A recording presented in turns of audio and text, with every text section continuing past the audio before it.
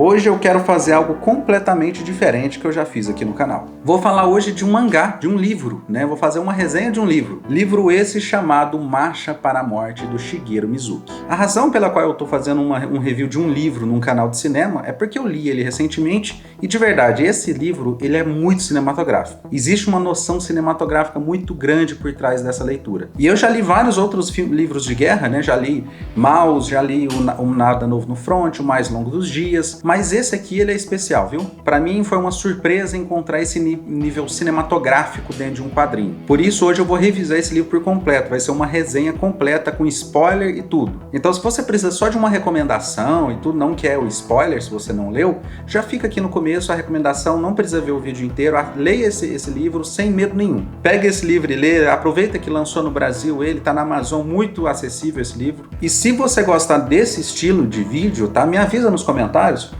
porque é um teste, eu nunca fiz isso, algo assim parecido, né? Eu vou utilizar a mesma linguagem que eu utilizo nos filmes, mas aqui falando de um quadrinho. Então se você é interessado, me fala, porque eu tenho muito quadrinho pra fazer isso. Eu tenho do Maus, eu tenho do Tex, do Máscara, tem até do Crime e Castigo, é muita coisa interessante que daria pra fazer um vídeo assim. Me avisa se gostar desse formato. Agora, o que é o Marcha para a Morte, né? O Shigeru Mizuki, ele é um escritor japonês, né, que ele lutou durante a Segunda Guerra Mundial. Ele serviu, perdeu um braço durante a guerra, né, ele entrou para a reserva e começou a desenhar quadrinhos, né. Ele ficou muito famoso através das suas histórias fantásticas, né, sobre lendas urbanas, só que de repente ele surge com uma autobiografia, né, uma autobiografia de guerra em formato de mangá, que surpreendeu o mundo, isso na década de 70. Para vocês terem noção da fama do Mizuki, tá? No Japão você encontra centenas de estátuas de seus personagens espalhados por aí. Talvez aqui no Brasil ele não é muito popular entre as pessoas, né? Mas ele é um sujeito muito popular no Japão. Inclusive, recentemente lançou um anime de um mangá dele, que é o Gegege no Kataro. Eu nunca li, não conheço esse personagem, mas vamos focar hoje no Marcha pra Morte. Então, basicamente é isso. Ele constrói a sua carreira em cima de fantasia e, de repente, ele vem com algo extremamente brutal e realista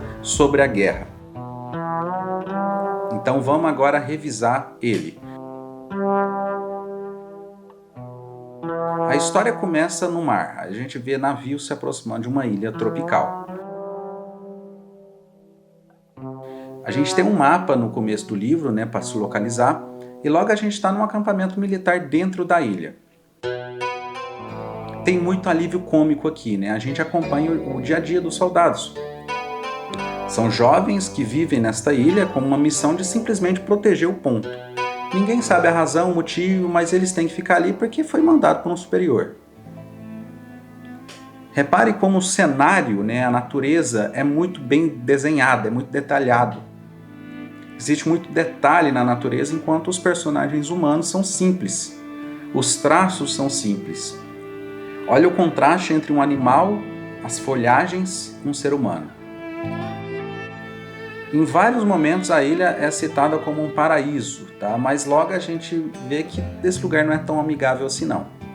Existe ali uma chuva imparável, incessante, doenças causadas por mosquitos, coisas simples começam a matar cada um deles. Apesar do humor estar sempre ali, através dos desajeitos, situações inusitadas, né, as pessoas morrem sem aviso nenhum. É uma madeira que cai na cabeça de alguém que parecia ser um personagem importante. De repente, um outro que se achava que era o protagonista morre afogado. O outro morre engasgado. Outro personagem some no rio e a história se dedica para explorar o tédio que é procurar um cadáver no mato. E novamente, um alívio cômico. Um personagem falando de algo muito aleatório e despretensioso enquanto eles fazem uma atividade um tanto séria. Isso é inusitado e esse inusitado traz a comédia, né? Em certo momento, ele comenta que descobriu que enterrar banana verde no buraco de granada agiliza o amadurecimento. Mais tarde, esse personagem iria, no meio de um tiroteio, procurar essas bananas enterradas. Em outro momento, um personagem sai à noite no escuro para ir no banheiro, pisa no meio da latrina e lava os pés num balde de arroz. Mais tarde, esse arroz seria servido para ele mesmo. Esse é o tipo de humor que o livro traz. Mas a história vai ficando muito imersiva, o timing é perfeito, ele deixa a gente contemplar a calmaria da ilha. A guerra que parece não existir, a gente está fazendo o que aqui? O que é de tão importante nessa ilha? Se trata de pessoas comuns, jovens, tá? Jovens que não sabem de nada, sem experiência. Jovens que, na época, inclusive, a hierarquia da importância da vida era dividida em 3 formas. Em 3 formas não, em 4, né? Que em primeiro lugar eram os oficiais, em segundo eram os suboficiais, depois os cavalos e depois os soldados. Ou seja, a vida do soldado era menos importante do que um cavalo. Isso é fato, tá? Isso era o exército do Japão, é assim que funcionava.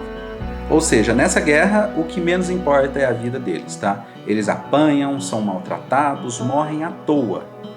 E quando um exército americano invade a ilha, aí o tom do livro muda. Não há mais nada de alívio cômico, tá? Isso se transforma num drama.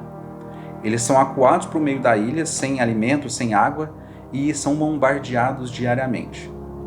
A situação se agrava e agora eles precisam lutar para sobreviver. Se antes era difícil, agora é impossível. Os soldados vão ficando catatônicos, perturbados. Em um momento, um médico do grupo briga com um oficial que ordena que eles façam um ataque suicida. Ele obriga que todo o pelotão se mate em um ataque suicida. E o médico vai lá brigar com ele. Ele não quer que todo mundo morra à toa.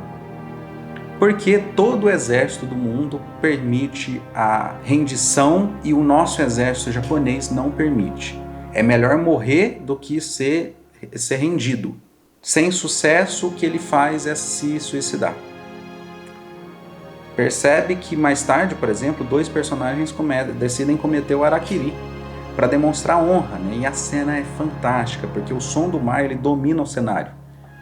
O autor deixa a gente olhar o mar enquanto eles cometem o harakiri. Parece que a natureza não está importando para aquilo, a natureza funciona naturalmente. A tal da honra foi feita. E aí, para quê? Para que serviu isso? E na noite do ataque, né, do ataque suicida, a noite vai se aproximando, vai entrando durante a madrugada. E esse é um delírio que só o Japão, como eu disse, que não permitia as rendições. E quando chega no final do livro, que é o clímax da história, onde todos os soldados estão se preparando para o ataque suicida, essa cena é fantástica.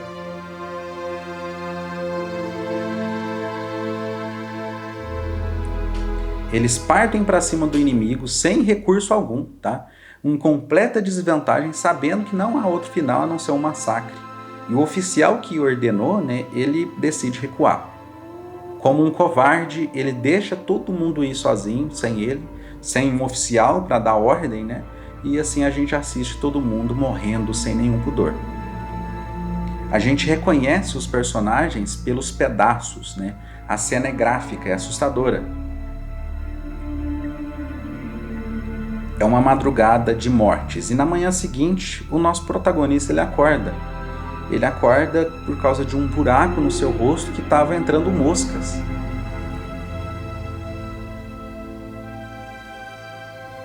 Ele está completamente deformado por causa desse tiro no rosto e ele caminha com a sua última gota de esperança. Se antes o seu traço era sem detalhe nenhum, agora a gente é obrigado a olhar todo esse horror com muito detalhe.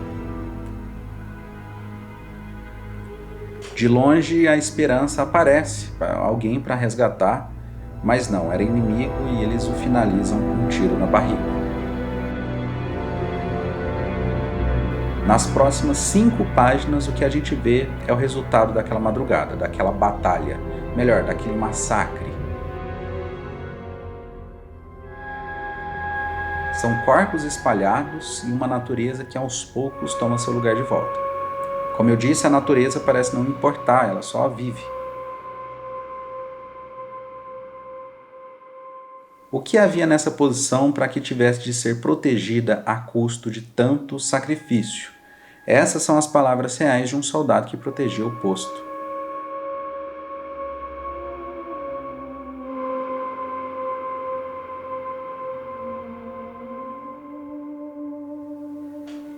A história é uma semi-biografia, porque no caso o protagonista, né, que é o autor, ele não morre, né, obviamente. Ele perde o braço, sobrevive, mas aqui ele resolve matar todo mundo.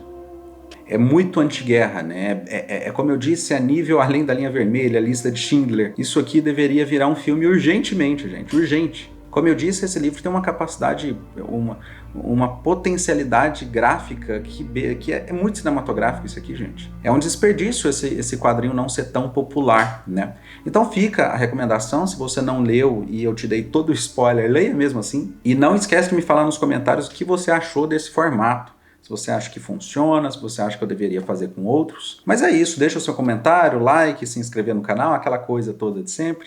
Até o próximo e tchau!